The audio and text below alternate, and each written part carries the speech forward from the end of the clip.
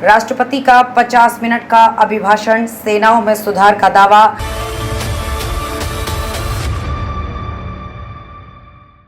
नमस्कार, मैं खुशी और आप देख रहे हैं स्वतंत्र भारत न्यूज। आइए नजर डालते हैं इस वक्त की बड़ी खबर पर। अग्निवीर का नाम नहीं, शिक्षा नीति की बात पर विपक्ष के नीट के नारे। 18वीं लोकसभा के पहले संसद सत्र के चौथे दिन राष्ट्रपति द्रौपदी मुर्मू का अभिभाषण हुआ। 50 मिनट के भाषण में राष्ट्रपति ने हर मुद्दे पर बात की। उन्होंने कहा, पेपर लीक करने वालों को कड़ी सजा दिलाई जाएगी। उन्होंने सेना को आत्मनिर्भर बनाने की तैयारियां भी बताईं। नॉर्थ ईस्ट में शांति के लिए सरकार के प्रयासों का भी जिक्र किया। हाल ही में कुछ परीक्षाओं में हुई पेपर लीक की जांच और दोषियों को कड़ी सजा दिलाने के लिए मेरी सरकार प्रतिबद्ध है। पहले भी कई राज्यों में पेपर लीक की घटनाएं हुई।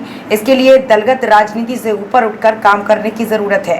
संसद ने भी इसके लिए कानून बनाया है। सरकार एक डिजिटल यूनिवर्सिटी बनाने की दिशा में काम कर रही है।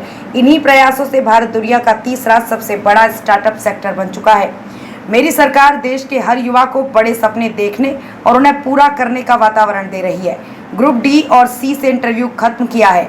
युवाओं को भारतीय भाषाओं में इंजीनियरिंग की पढ़ाई का विकल्प दिया है। राष्ट्रपति ने कहा, अगले बजट सत्र में बड़े फैसले लिए जाएंगे। उन्होंने आपातकाल को संविधान पर सीधा हमला बताया। ये भी कहा कि देश ने इस हमले से उबर कर दिखाया। उन्होंने महिलाओं, युवाओं, किसानों, गरीबों के बारे में बात की।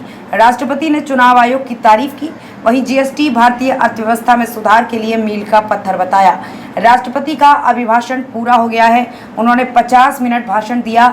अब उपराष्ट्रपति जगदीप धनखड़ उनके भाषण के मुख्य अंशों का अंग्रेजी वर्जन पढ़ रहे हैं। राष्ट्रपति बोली, इस संकल्प की सिद्धि में अवरोध न हो, यह हम सभी का दायित्व है और कर्तव्य है। जब संसद सुचारू चलती है, स्वास्थ्य चर्चा होती है, लोगों का विश्वास पूरी व्यवस्था पर बढ़ता है। जब भारत विकसित राष्ट्र बनेगा तो इसमें आपकी भी सहभागिता होगी। आने वाला दौर भारत का है, सदी भारत की है। इसका असर 1000 साल तक रहेगा। आप सभी जानते हैं, आज का समय पूरी तरह से भारत के लिए अनुकूल है। आज क्या नीतियां, निर्णय बनते हैं, इस पर पूरी दुनिया की नजर है। पिछले 10 साल में जो हुआ, उससे हम विकसित भारत बनाने के लिए नई गति प्राप्त कर चुके हैं। राष्ट्रपति बोली, 26 नवंबर को संविधान दिवस के रूप में मनाना शुरू किया है। जम्मू कश्मीर में भी उन जगहों पर संविधान पूरी तरह लागू हो गया है जहां 370 के कारण ये संभव नहीं था।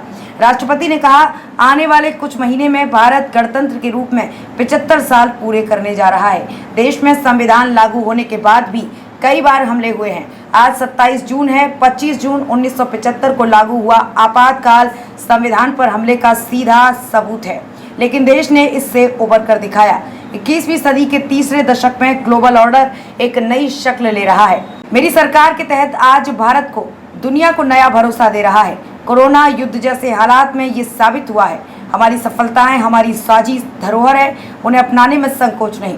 गर्व होना चाहिए। जो भारत डिजिटल पेमेंट के मामले में अच्छा प्रदर्शन करता है तो हमें गर्व होना चाहिए। जो भारत चंद्रमा के दक्षिणी ध्रुव पर पहली बार पहुंचता है तो हमें गर्व होना चाहिए। आज पूरा विश्व हमें मदर ऑफ डेमोक्रेसी के रूप में सम्मान देता है। मेरी सरकार विकास के साथ विरासत पर भी काम कर रही है। भगवान बिरसा मुंडा की जयंती को जनजातीय गौरव दिवस के रूप में मनाएगा। रानी दुर्गावती की 500वीं जयंती को धूमधाम से मनाएगा। एक भारत श्रेष्ठ भारत के तहत तमिल संगम जैसी परंपरा भी हमारी सरकार ने शुरू की है। नालंदा यूनिवर्सिटी के रूप में एक नया अध्याय जुड़ा है। मुझे विश्वास है कि नई यूनिवर्सिटी इसे ग्लोबल हब बनाने में मददगार होगी। अब दंड की जगह न्याय को प्राथमिकता होगी। नए कानून से इस प्रक्रिया में तेजी आएगी। मेरी सरकार ने CAA के तहत शरणार्थियों को नागरिकता देना शुरू कर दिया है। मैं इन लोगों के बेहतर भविष्य की कामना करती हूँ। भारत के युवा खिलाड़ी कुछ दिन बाद पेरिस ओलंपिक जाने वाले हैं। मैं उन्हें शुभकामनाएं देती हूँ। ओलंपिक की तैयारी के लिए प्रयासरत हैं। अब तक के लिए बस इतना ही। फिर होगी आपसे मुलाकात ऐसी एक और बड़ी खबर के साथ। तब तक के लिए नमस्कार और देखते रहिए स्वतंत्र भारत न्यूज। ऐसे ही लेटेस्ट अपडेट्स के लिए हमारे चैनल को सब्सक्राइब करें और तुरंत नोटिफिकेशन पाने के लिए बेल आइकन प्रेस करना ना भूलें। यदि आप हमें फेसबुक के माध्यम से देख रहे हैं तो हमारे पेज को फॉलो जरूर करें। धन्यवाद।